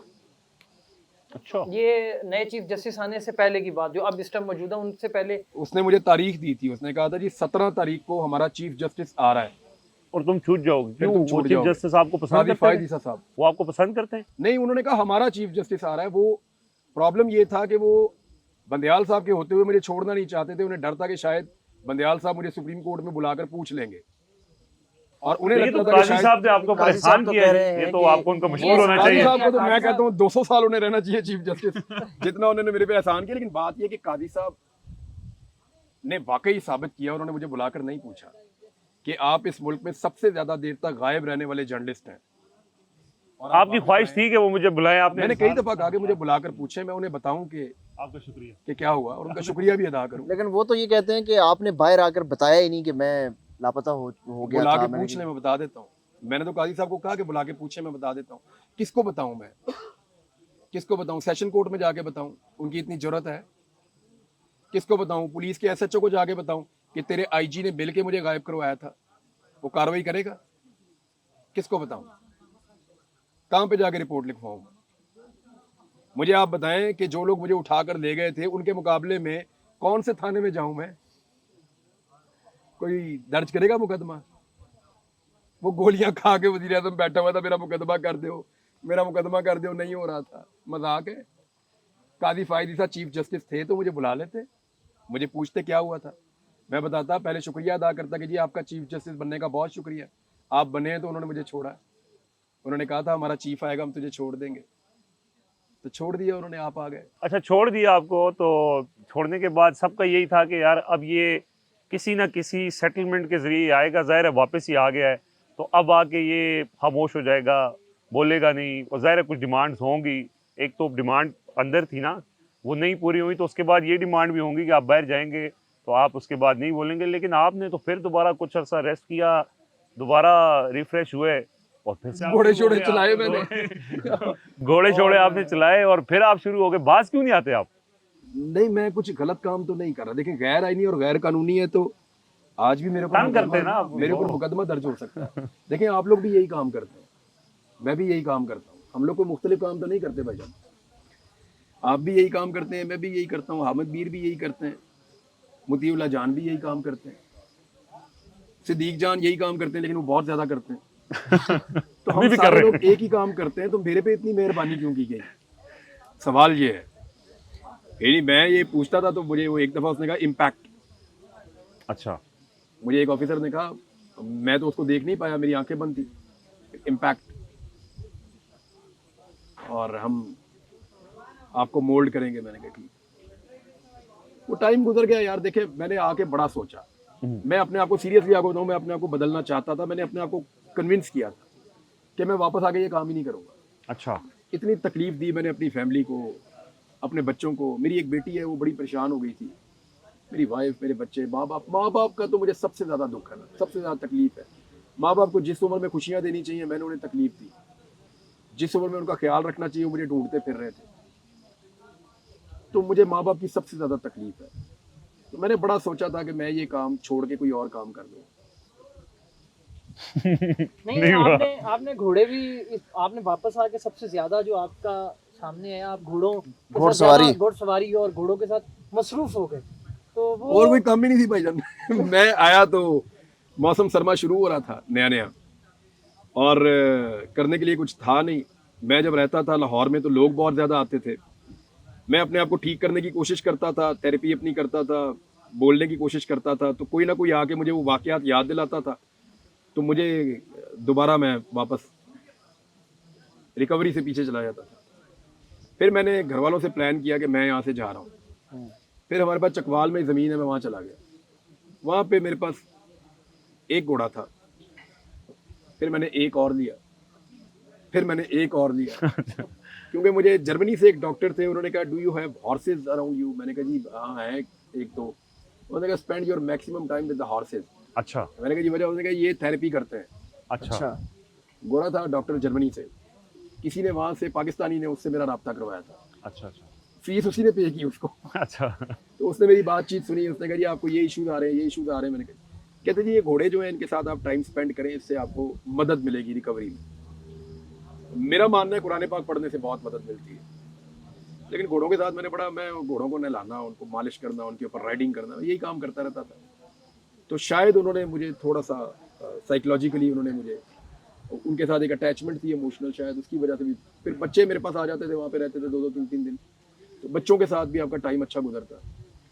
तो मुझे शुरू में लोग कहते थे कि 2 साल तक हमें ये पता है कि आप ठीक नहीं होंगे। अच्छा, तो अल्लाह ने किया कि 4-5 माह में मैं ठीक हूँ। माशाल्लाह। तो अच्छा, जब आप कैसा- अंदर थे, एक कैसा होए वो निजामाबादी पहुंच के डायरेक्ट उसी ओए, घोड़ा चला रहा था मैं, तो वो मेरे 1-2 दोस्त हैं, वो ये करते हैं। मैं एक मेले में चला गया, उन्होंने मुझे कुछ थोड़ा सा बताया हुआ था प्रैक्टिकल इसका, वो मैंने किया ट्राई। वो पहली दफा किया? लग पहली गया दफा तुक्का। किया था? पहले मेले में गया हूँ मैं, अच्छा, लग गया, तुक्का लग गया, बस हो गया। अच्छा, जब आप उसके बाद उन्होंने बड़ा कहा, मैंने कहा नहीं हूं नहीं। अच्छा, गैर कानूनी तौर पर आपको अगवा किया गया था, उस दौरान आपसे मुतालिक बड़ी अजीब किस्म की खबरें भी फ्लोट होती रहीं। कभी ये भी बताया गया कि आपकी ज़ुबान जो है वो काट दी गई, कभी इस तरह का भी तासर दिया गया कि आपको बड़े अच्छे तरीके से ट्रीट किया जा रहा है, आपको मैकडोनल्ड्स खिलाए गए, ये भी एक खबर आई थी। तो क्या वजह थी कि इस तरह की खबरें, तासर क्यों फैलाया जा रहा था? ऑब्वियसली आपकी फैमिली ने भी उससे देखिए, सफ़र बाहर जितने लोग हैं उतनी खबरें हैं। लोगों को ये होता है ना कि मेरे ख्याल में टॉक ऑफ द टाउन ये थी कि इमरान रियाज किधर गया, आई थिंक। किया। हाँ, ये था। तो हम सोशल मीडिया में जब काम करते हैं तो जिस चीज़ में लोगों का ज़्यादा इंटरेस्ट होता है तो हम उस चीज़ को खबर बनाते हैं। तो मेरे ख्याल में बहुत सारे लोग एथिक्स का ख्याल नहीं रखते। मैंने एक बंदा है जो सहाफ़ी नहीं है लेकिन पाकिस्तान से बाहर है, उसको मैंने फ़ोन किया, मैंने कहा यार ये आपने क्या लिख दिया और ये क्या बोला आपने, ये नहीं मेरी सुपारी दे दी गई किसी को। हाँ, मैंने कहा यार मेरे घर में मेरे फैमिली भी देखती है। उन्होंने कहा जी तुसी उन्होंने ब्लॉक कर दो ना, मैंने ब्लॉक करा दो, लेकिन भाईजान हमारे 4 पैसे बन जाते हैं। अब वो he is not a journalist, अब उनके 4 पैसों के लिए या उनकी कमाई के लिए वो कुछ भी लिखेंगे और वो करेंगे, तो बहुत सारे लोग ऐसे भी होते हैं ना बीच में, वो कह देते हैं। लेकिन एक बड़े क्रेडिबल जर्नलिस्ट ने किसी इंटरनेशनल मीडिया से ये खबर दे दी थी कि मैं नहीं रहा, तो उसका कहते हैं इम्पैक्ट बहुत ज़्यादा आया था, बड़ा हैवी किस्म का। तो उस दिन कहते हैं जी हम हिल गए थे, बहुत सारे लोगों ने मुझे कहा। लेकिन मेरे फादर ने मुझे एक बात की, उन्होंने कहा यार एक दिन भी ऐसा नहीं लगा कि तू नहीं आएगा। अच्छा। हम यही देख रहे थे कि अभी आ जाएगा, अभी आ जाएगा। और आपको इंटरेस्टिंग बात बताऊं, मैंने जब अपने वालिद को जाके सोए हुए को उठाया फजर से पहले, तो उनको उस वक्त पता चला कि मैं आ गया हूँ। उससे पहले उनको 1% भी इसका अंदाजा भी नहीं था कि ये अब आएगा। यानी मुझे और मेरे घर वालों की कनेक्टिविटी जीरो थी इस सारे ड्यूरेशन। अच्छा, कभी कोई एक राब्ता नहीं था, एक राब्ता नहीं था मेरा, दुनिया के साथ कोई राब्ता नहीं था। हर राब्ता मेरा कट गया था, मुझे कुछ पता नहीं था कि बाहर क्या हो रहा है, मेरी फैमिली के साथ क्या हो रहा है। और मुझे सबसे ज़्यादा परेशानी ये होती थी कि फैमिली के साथ क्या हो रहा है। अभी जब मुझे जेल में डाला तो मैं बड़ा खुश था वहाँ पे, मैंने कहा यार ये तो मसला ही कोई नहीं। यही मैं पूछना चाह रहा हूँ कि आप वापस आए और आपने घोड़े छोड़े दुड़ा के तो फिर दोबारा से आप काम जो है शुरू किया तो काम जेल, शुरू किया तो फिर वही काम पे लग गया, दहशतगर्दी का, और फिर आप मुकदमे अरेस्ट जारी। हुए, बार बार अरेस्ट हुए, हज पे नहीं जाने दिया जा रहा। और ये अब ये है कि अभी भी लोगों को शायद इस बात का वापस नहीं आने पता के कि बाद आप 4 अरेस्ट हैं मेरे। फैमिली से दूर हैं अभी भी। हाँ जी, कितना अरसा हो मैं जी चुका अपने है? बच्चों को नहीं मिला, 4 माह हो गए हैं, अपनी फैमिली को, माँ बाप को मैं नहीं मिला 4 माह। ये रास्ता आपने दोबारा क्यों चुना? क्योंकि मैं इसमें कुछ लोगों का ये ख्याल है कि वो जी यूट्यूब के डॉलर्स आते हैं तो वो एक बड़ा स्टेक है लोगों का, वो इस वजह स्टेक नहीं से छोड़ा जा वो अपनी सकता। जान जोखों पे डाल के फैमिली में लग के पैसे कमाने की अच्छा, खातिर जो है। ये गल वो करते थे जिहड़े आप YouTube कर रहे हैं। अच्छा, वो लोग ये बात YouTube पे बैठ के करते हैं। टीवी पे प्रोग्राम ही नहीं करते। इतने पैसे नहीं आते। मैं शायद बहुत पैसे टीवी चैनल से भी कमा लेता था। मैं कंप्रोमाइज करता और टीवी चैनल पे जाके बैठता तो ज़्यादा पैसे कमाता, और भी कमाता, अच्छे लगते हैं आते हुए पैसे। और अगर पैसे ज़्यादा कमाने हैं तो वो तो प्रॉपर्टी के काम में उससे भी ज़्यादा है। और सिस्टम में आ जाए तो और ज्यादा। पैसे तो उनके साथ मिल जाए तो आपको पता है मुझे आसानी से। 11 दिन चुप रहने के कितने पैसे मिल रहे थे? No one can even imagine. जब मैंने वीलॉग शुरू किया तो इलेक्शन में 11 दिन बाकी थे, मुझे ये ऑफर आई थी 8 फरवरी वाले में। हाँ जी, अच्छा। मुझे ऑफर आई थी कि अगर आप 9 फरवरी से बोलना शुरू करें तो जो चाहिए जहाँ चाहिए मिलेगा, कभी नाम भी ECL में नहीं होगा। अच्छा, ये डील ऑफर हुई थी। हाँ, और इतनी बड़ी अमाउंट थी कि मेरे ख्याल में कोई यूट्यूबर 1 साल में नहीं, 3 साल में भी नहीं कमा सकता। अच्छा। हाँ, नहीं, उसमें क्या कायदे मिल्लत को और ऊपर लेके जाना था? उसका मतलब ये था कि 11 दिन और चुप कर। नहीं मतलब उसमें आप चुप खामोश हैं बस, हाँ, आपने 11 दिन चुप रहो। ये कायदे मिल्लत अखबार में इश्तिहार लग गए जी कि वजीर आजम वज़ीर-ए-आज़म नवाज फिर शरीफ। नहीं बना। ये देखिए, क्या इनके साथ कायदे क्या मिल्लत हुआ है? का ना जरा अंदरूनी psychological कहानी issue। बताएं देखिए, इमरान मैं भाई। आपको एक बात बताता हूँ, नवाज शरीफ साहब अंदर से टूट का शिकार है। आप 1 मिनट के लिए अपने आप को क्यों नहीं रखते नवाज शरीफ की जगह? आपके पास एक बयानिया है, आप एक पॉलिटिकल लीडर है, लोग आपसे प्यार करते हैं, आप जेल काट रहे हैं, आपके अंदर एक सेटिस्फेक्शन होती है कि यार लोग मेरे साथ खड़े हैं, मैं यहाँ मर भी गया तो मेरी ज़िंदगी अच्छी गुजारी है, मुझे लोग अच्छे नामों से याद करेंगे। ज़िंदगी में और क्या करना था? क्रिकेट मैंने खेल ली, घोड़े मैंने चला लिए, बच्चे मैंने पैदा कर लिए, उनका मुस्तकबिल अल्लाह ताला जानता, मैं तो नहीं कुछ कर सकता। तो मैंने एक अच्छी ज़िंदगी गुजारी है। मैं जेल में अगर मारा गया तो मुझे लोग अच्छे नाम से याद करेंगे, इतना ही जिंदा रह सकता है एक आदमी, इससे ज़्यादा और क्या रहेगा? तो मियां नवाज शरीफ साहब के भाई ये चांस था जो उन्होंने मिस कर दिया। उन्होंने एक दफ़ा फिर डील कर हार मान। ये 8 फरवरी के बाद 2019 में। अच्छा, ठीक है। वो बाहर चले गए। मियां साहब को डील करते वक्त ये लगा कि जैसे माजी में उन्होंने डीलें की हैं, इस दफ़ा भी ये डील करके तो मियां साहब अपना एक बयानिया बना के और गेम में वापस आ जाएंगे और लोगों को पता भी नहीं चलेगा। लेकिन इस मरतबा उनके मुकाबले में पीपल्स पार्टी नहीं थी, वो इन्हीं की तरह की पार्टी है ना। इमरान खान का देखिए प्रॉब्लम क्या है, वो आउट ऑफ द सिलेबस है। एस्टेब्लिशमेंट ने इमरान खान को नवाज शरीफ और जरदारी की तरह डील करने की कोशिश की, वहां गलती होगी। इमरान खान का सांचा अलग बना के डील करना था कि ये और तरह का आदमी है। जब आप उन टूल्स के साथ, उन हथियारों के साथ जो आपने जरदारी और नवाज शरीफ के लिए बनाए, इमरान खान को टैकल करते हैं ना, तो वो आपका काम खराब हो जाता है। वो बिल्कुल मुख्तलिफ आदमी है, आउट ऑफ द सिलेबस है। इसी तरह मियां नवाज शरीफ साहब ने अपनी मकबूलियत की कुर्बानी दी और पाकिस्तान बाहर जाके ये सोचना शुरू हो गए मैं देखो वापस कायदे मकबूल मिल्लत दा ना है, आइसक्रीम भी आ गई है। आपने प्लीज, थैंक यू। ये वो ऐसे नहीं जो मीर सबको बहुत और पसंद है। देखो देन कौन आया। वाह, थैंक वाह, यू वाह। सिद्दीक भाई, बड़ी मेहरबानी सिद्दीक भाई, थैंक ये यू, सबको बहुत पसंद है। Thank you very much. सही है काम। थैंक यू सिद्दीक भाई, आप तो उसके ऊपर वो कंधाकारी भी करवा के लाए हैं।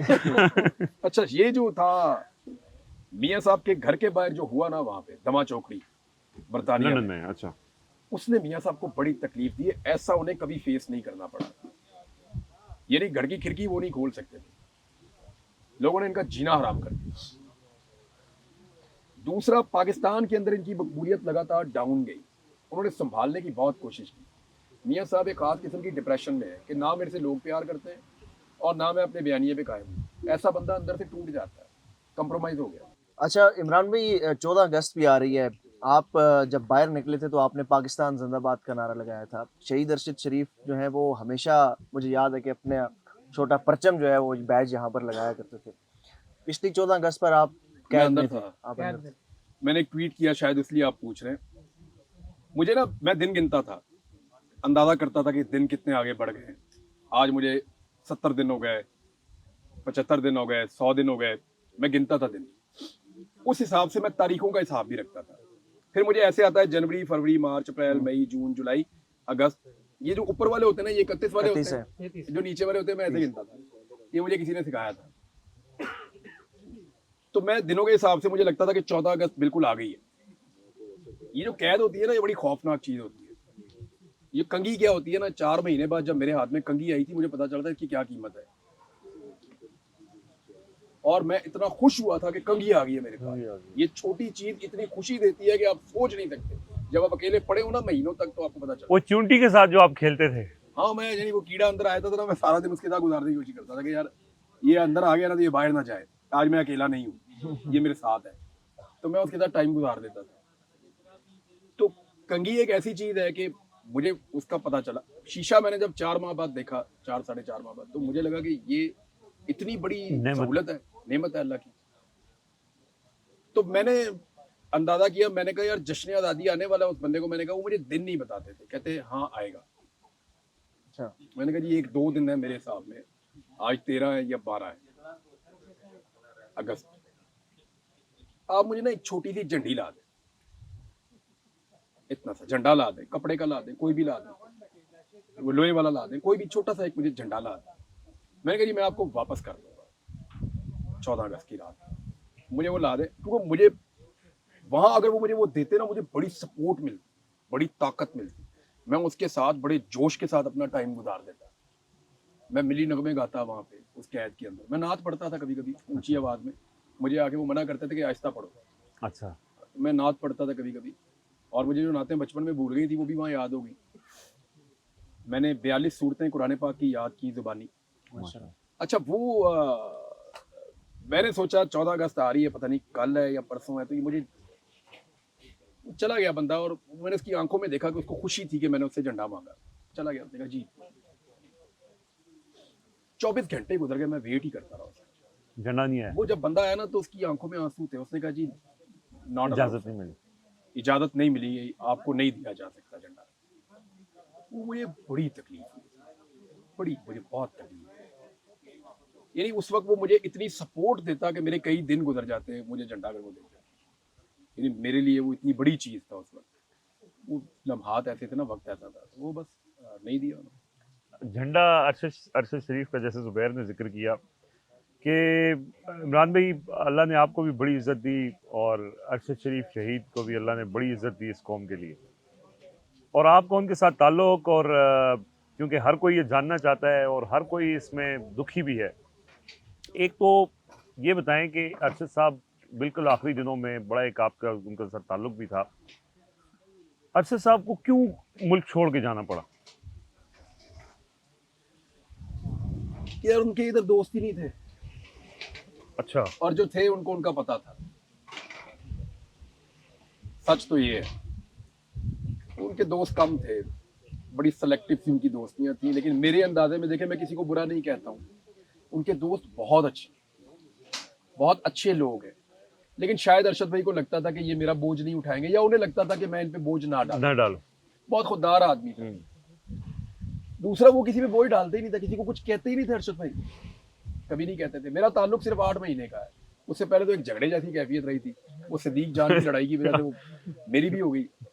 अच्छा, मैं डरता भी रहता था, एक दो तीन जगह पे सामना हुआ ना तो मैं ये सोचता था कि अचानक सोना आएगा, क्योंकि सदीक को भी अचानक ही मारा था। तो मैं आई वाज एक्सपेक्टिंग कि यार अचानक ना मेरी कनपट्टी पे कहीं से भी ना कोई सोना। मैं एक नाक आंख जो है ना वो अरशद शरीफ पे रखता था। दो तीन मौकों पे हम इकट्ठे हुए, एक दफा GHQ में, एक दफा प्राइम मिनिस्टर हाउस में। तो मैं एक आंख रखता था कि किसी टाइम भी ना अचानक ये सोना मेरे मार ही ना दे। पता कोई नहीं था, तो मैं अपने आप को तैयार करके रखता था कि मैंने रेडी रहना, मैंने नहीं मार खानी। मेरे दिमाग में ये था। तो उन्होंने खुद ही मुझे एक दिन आके हाथ मिलाया। मैं वो आए, सबसे हाथ मिला रहे थे, लेट आए थोड़े, तो मैं बैठा हुआ था, साथी और भी बैठे हुए थे। तो मैंने अपने मोबाइल में ना अपने आप को एंगेज कर लिया कि यार मैं शर्मिंदगी से बचने के लिए ना मोबाइल में देख रहा हूँ, तो मैं देख नहीं रहा। तो वो आए और उन्होंने हाथ आगे किया, तो मैंने फटाफट हाथ मिलाया। मैंने कहा यार बड़े हाथ मिलाया, मैं खड़ा हो गया। कैसे हो आप? मैंने कहा मैं ठीक हूँ। कब आए हो? मैंने कहा मैं भाई अभी पहुंचा हूँ। मेरे मुंह से निकला ही भाई। अच्छा। मैंने कहा मैं भाई अभी पहुंचा हूँ। आज जाना है या रुकना है? मैंने कहा जी यहाँ से फारिग होकर जल्दी हो गया तो मैं चला जाऊंगा, अगर ना रुको तो मिलना फिर। ऐसे उन्होंने बोला ना, बड़ी अपनाइयत।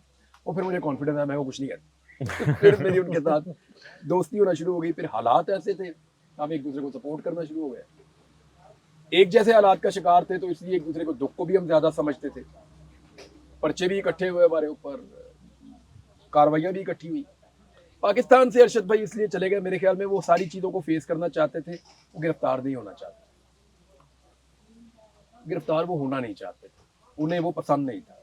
या वो जो गिरफ्तार करने के बाद जो ह्यूमिलेशन होती है वो उसे बर्दाश्त नहीं कर सकते। वो बड़ा आदमी था भाई, तो हमारे जैसे बेशुमार मिल जाएंगे, वो एक ही था इनके पास। मुझे उस कैलिबर का दूसरा सहाफी पाकिस्तान में आप दिखाएं, इंटरनेशनल लेवल का सहाफी था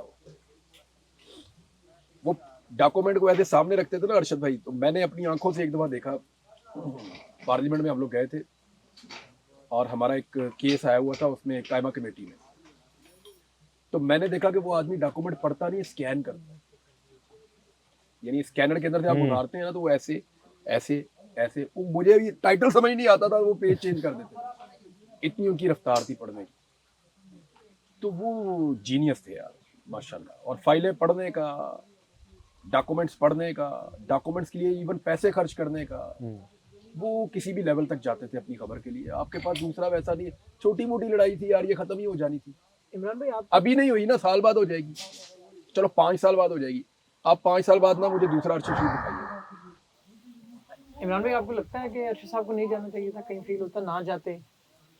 ना जाते यार तो मुझे तो बच कभी कभी लगता है मुझे भी चले जाना चाहिए था। यानी वो जब मैं कैद में था तो मुझे लगता था मरना ज्यादा आसान है, मरना ज्यादा आसान। मुझे लगता था। लेकिन जब मैं अरशद भाई की फैमिली को देखता हूँ तो मुझे लगता है कि यार कोई रोक लेता। लेकिन देखें, मौत को कोई नहीं रोक सकता, मौत को कोई नहीं रोक सकता, वो कहीं भी आ जाती है आदमी को। उन्हें अल्लाह रब्बुल इज़्ज़त के पास जाना था और शहीद बन के जाना था, तो शहीद हो गए वो अरशद भाई। वो हम सबसे आगे निकल गया, हमने पहुंचना है वहाँ पे, तो हमसे पहले पहुंच गए। तो पता नहीं क्या था किस्मत में, लेकिन हमारी किस्मत में इतना बड़ा आदमी नहीं था, हमने खो दिया। इमरान भाई बस वाइंड अप करते हैं, आपने बहुत ज़्यादा हमने टाइम लिया है। आखिर में इस वक्त जो पाकिस्तान के हालात हैं उसके ऊपर मुख्तसर आप एक कमेंट कर लें और अपने नाजरीन के हवाले से कोई पैगाम आप जी, देना मेरी चाहें नाज़रीन से एक गुजारिश है कि आप इस चैनल को सारे लोग सब्सक्राइब करें और इसको लाइक भी करें, दोस्तों के साथ ज़रूर अब आप शेयर करें, क्योंकि अब आपने इस चैनल का भी ख्याल रखना। उसकी वजह ये है कि ये सारे प्रोफेशनल जर्नलिस्ट हैं और मैंने इन्हें काम करते हुए देखा है। ये लेग वर्क करने वाले लोग हैं, दफ्तरों में जाने वाले लोग हैं, खबरें ढूंढने वाले लोग हैं। ये आपको खबरें देंगे और आप इनकी खबरों के ऊपर भरोसा कर सकते हैं, इसलिए कि ये प्रोफेशनल जर्नलिस्ट है। ऐसा आपको नहीं होगा कि कोई टेबल स्टोरी या आपको कोई कहीं से घड़ के ला के आपको कोई कहानी देंगे, ये लोग ऐसा नहीं करेंगे। बहुत सारे लोग जो है वो आपको ऐसे घड़ के भी कहानियाँ दे रहे हैं, आप उन्हें भी देख रहे हैं, कोई बात नहीं, लेकिन आप इन्हें ज़रूर देखिए, इन्हें ज़रूर सुनिए और अपने दोस्तों के साथ शेयर कीजिए। पाकिस्तान के बारे में तो मैं रिजवान भाई आपको एक बात बताऊँ, जट साहब बड़ी मज़ेदार, कोई भी हालात होंगे मैं कभी भी इस मुल्क से मायूस ही नहीं हुआ और ना मैं अपने लोगों को होने दूंगा। मैंने ये अपने आप से वादा किया, लोगों को मायूस नहीं होने दूंगा, उन्हें उम्मीद दे के रखें, तसल्ली दे के रखें। खुद चाहे टूट भी जाएंगे, लोगों को तसल्ली देंगे, ठीक हो जाएगा इंशाल्लाह। इंशाल्लाह। तो मैं आपसे ये गुजारिश है कि कुछ इसके ऊपर करते रहें चैनल पे, लेकिन एक उम्मीद जो है ना वो आप बांटते रहें। पेंडोरास का जो बॉक्स था ना, पेंडोरास बॉक्स, उसमें जो आखिरी चीज़ निकली थी वो उम्मीद थी, और उसी पे दुनिया कायम है। तो आप कुछ करके ना उम्मीद लोगों को हमेशा देते रहिएगा। इंशाल्लाह। खबर कुछ जिस नहीं- मुल्क ने अरशद शरीफ और इमरान रियाज जैसे बेटे पैदा किए हों, उसकी उस कौम को मायूस होने की कोई ज़रूरत नहीं है। इमरान भाई बहुत बहुत शुक्रिया अल्लाह आपका, सबको सलामत रखे, मेरी दुआएं आपके साथ है। बहुत बहुत शुक्रिया आपके thank you time for your time.